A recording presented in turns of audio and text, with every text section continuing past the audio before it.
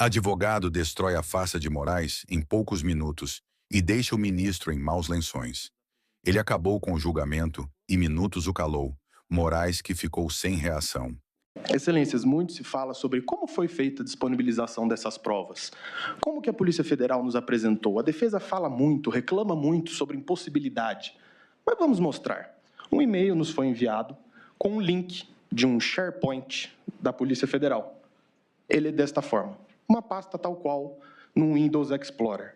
E dentro dessas pastas, excelências, nós temos os arquivos, escrito laudo, número alguma coisa. Mas, doutor, qual o tamanho desses arquivos? Não há problema, nós trazemos um exemplo. 128 GB de material compactado. Todo o material constante nesses SharePoints ultrapassa a marca de 20 terabytes compactados, excelências. Descompactado pode chegar à marca de 70, 80 terabytes. Como, no curto espaço de tempo que esta defesa técnica teve, é possível de se analisar. E nesta sustentação oral irá se provar a necessidade de ter acesso à prova, não aos IPJs.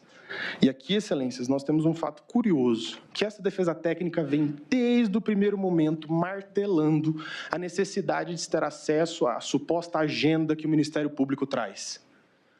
Olha a pasta que me surge 2 dias antes do interrogatório.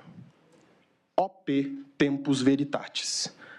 Curiosamente, não se sabe por quê, nem como, se aparece uma pasta com as digitalizações do que seria a Operação Tempus Veritatis. E aqui está a prova de que foi inserida no dia 8 de maio. Lembrando que o interrogatório foi dia 10. Curiosamente, ao se abrir esse link, nós temos ali uma pasta exclusiva ao General Heleno. Abrindo essa pasta, nós temos outros links, mas aqui já são PDFs. E vejam o nome dos arquivos, onde nós achamos a agenda. Olha o nome do arquivo onde está essa suposta agenda. Item 6EQ01AA75-2024. Como é possível localizar um arquivo desse, nessa montanha de documentos e nesse excesso de documentos com nomes que não se entende, não se sabe de onde vem? Com base nisso, essa defesa técnica na fase do 402 requereu nada mais que: desse modo, requer-se a Vossa Excelência seja determinada a Polícia Federal que apresente material catalogado ou minimamente com índice, que torne possível a análise desse material. Ressalta-se que a nomenclatura utilizada, ofício, e aqui eu coloco números aleatórios, pois não se sabe de onde vêm esses números, torna impossível sua análise, fazendo imprescindível a deferência da presente diligência. Não se pediu aqui mais acesso, haja visto que o acesso foi dado. Curiosamente, pastas iam surgindo após. Mas o que se queria saber é o que tem nisso aqui? O que quer dizer esse número? Quais são os ofícios? O ofício 12330 é o celular do general fulano. O ofício 12700 e tanto é o celular do Beltrano.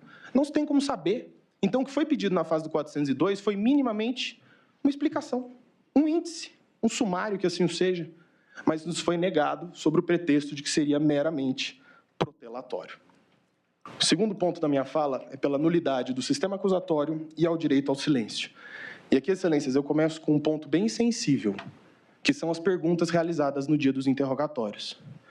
Vejamos, excelências, que aqui se trata das perguntas diretas. Nós não pegamos, por exemplo, quando o Ministério Público faz uma pergunta e o ministro relator se aproveita para fazer uma pergunta em cima, ou seja, que são perguntas originadas diretamente do ministro relator e diretamente do Ministério Público. Nós temos 302 perguntas do ministro relator contra 59 da Procuradoria-Geral da República. E aqui, excelências, muito se indaga, mas somente perguntar a mais não quer dizer que houve uma violação propriamente. O juiz também pode produzir provas. Mas aqui nós temos um fato curioso. Uma das testemunhas arroladas, o senhor Valdo Manuel de Oliveira Aires, foi indagado pelo ministro relator a respeito de uma publicação dele nas redes sociais que não consta dos autos. Ou seja, nós temos uma postura ativa do ministro relator de investigar testemunhas. Por que o Ministério Público que não fez isso?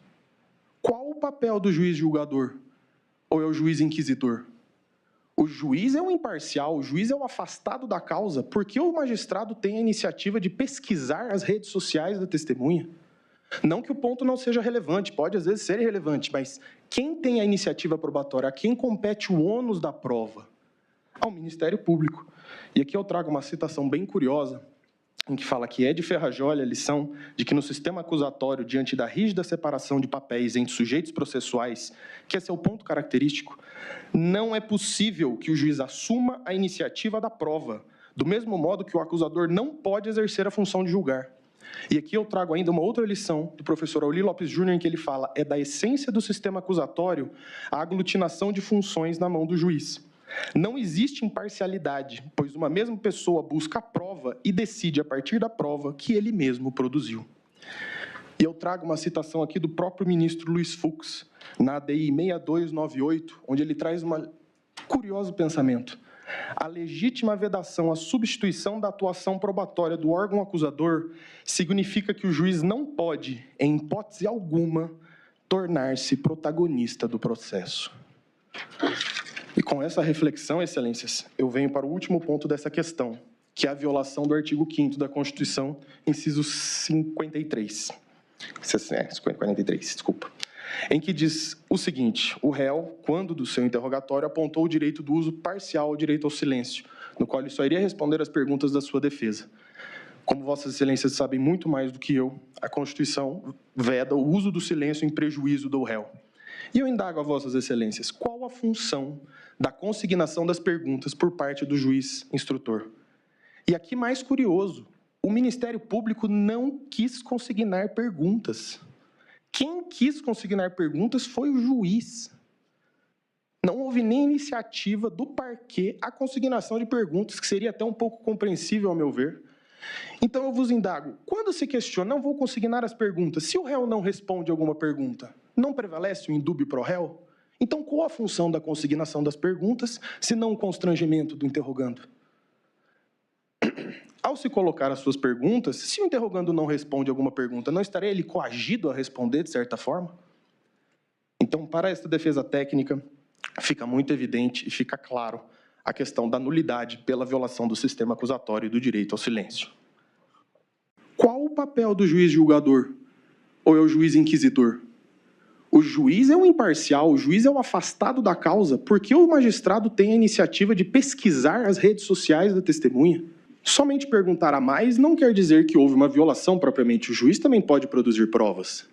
Mas aqui nós temos um fato curioso. Uma das testemunhas arroladas, o senhor Valdo Manuel de Oliveira Aires, foi indagado pelo ministro relator a respeito de uma publicação dele nas redes sociais que não consta dos autos. Ou seja, nós temos uma postura ativa do ministro relator de investigar testemunhas. Por que o Ministério Público que não fez isso? Qual o papel do juiz julgador? Ou é o juiz inquisidor? O juiz é o imparcial, o juiz é o afastado da causa, porque o magistrado tem a iniciativa de pesquisar as redes sociais da testemunha. Não que o ponto não seja relevante, pode às vezes ser irrelevante, mas quem tem a iniciativa probatória, a quem compete o ônus da prova? Ao Ministério Público. E eu trago uma citação aqui do próprio ministro Luiz Fux, na ADI 6298, onde ele traz um curioso pensamento.